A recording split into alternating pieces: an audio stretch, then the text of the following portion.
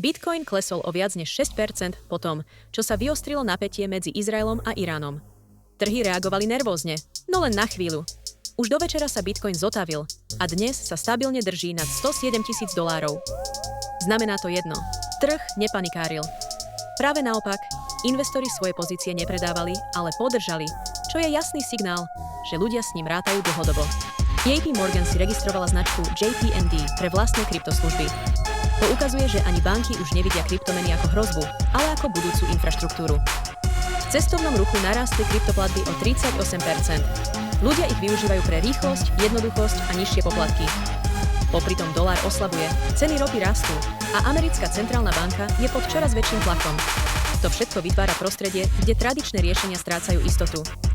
Preto čoraz viac ľudí hľadá nové spôsoby, ako ochrániť svoje peniaze. A presne v tomto kontexte začínajú kryptomeny dávať zmysel.